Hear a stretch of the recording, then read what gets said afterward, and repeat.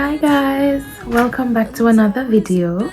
So today I am going to be sharing with you guys how as an international student you can get your G1 license in Canada. Let's go.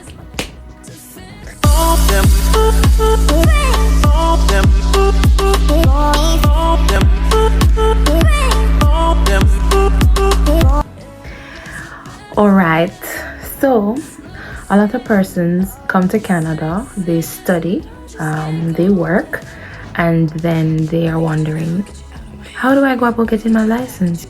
So today I'm going to be sharing with you guys some of the steps that you can take to apply for your G1 license, and also some of the documents that you need to do so, because you know, girl is also doing her research.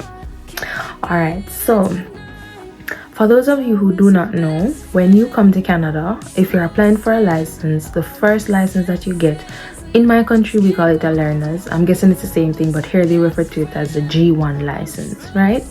Now the requirements for the G1 license, and as always I have my notebook, this time it's from Sharon. Alright, so the requirements for the G1 license is 1, you must be 16 years, at least 16 years of age. 2, you must pass an eye and a written test, which is centered around traffic signs, right? So you'd have to do an eye test and you have to do a written test about the traffic signs. In order for you to pass the test, there is a driver's handbook that excuse me, there's a driver's handbook that they recommend that you read. This driver's handbook is called Study Ministry of Transport Driver's Handbook, and you can find it on, I'm gonna give you the website, it's www.ontario.ca/documents/official MTO driver's handbook. All right, that's where you can go to actually get the actual handbook to study to pass the test. Right now, the process when you are doing your application for your G1 license, you have to visit the driver's test center. And when you're going to the driver's test center, some of the documents that you need, which I'm gonna list right here, are your identification. So you need to take your ID. You can use your passport, whatever ID you have.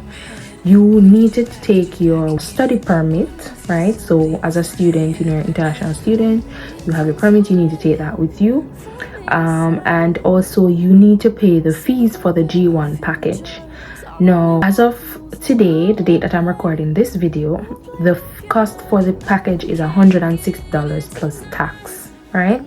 So that you would need, and as mentioned before, you would need to pass the vision and the knowledge test.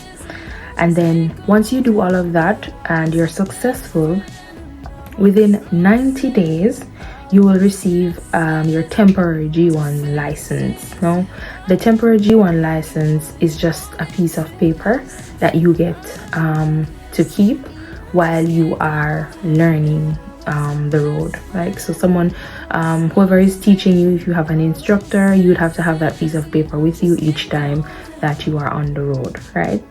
Now, after having that for about 90 days, the province will then mail you your plastic license, right? So they'll send it to your mailbox, the actual license, for you to continue using.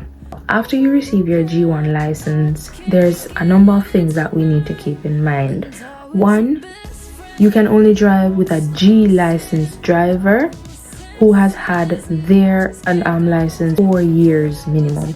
So if you drive with a G license driver who's had his or her license for less than 4 years, that could cost you. So you need to make sure that whoever is teaching you to drive, whether a family member, friend, whatever, has had their license for at least 4 years, and it must be a G license because you're a G1. Understand? So somebody more experienced has to be teaching you. The next thing, there are a bunch of restrictions that you have in terms of where you can drive. So you cannot drive on any 400 series highway, so no QEW, none of those. You can't drive on any of those highways. You cannot drive on expressways. Well, I use QEW, but that's actually an expressway. You cannot drive between midnight and 5 a.m. right?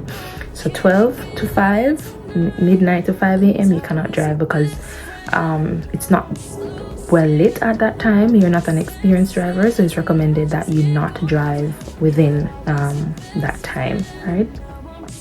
Now you've done all you should, you've followed all the rules and guidelines, you've had your G1, you've been getting practice, now ready to go for your G2 license.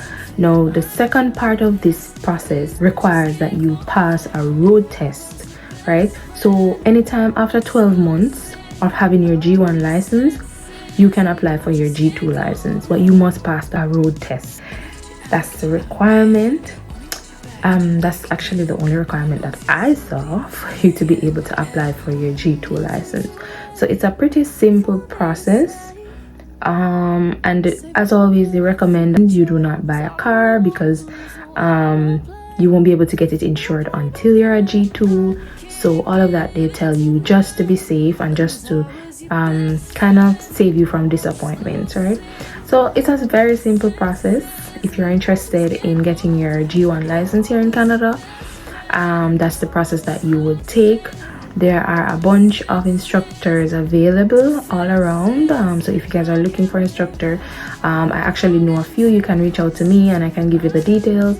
And good luck, you got this. Keep growing, keep glowing, and all the best. And thank you so much for watching. I hope this helped for those of you who are looking to get your license here in Canada, and see you in my next video. Bye.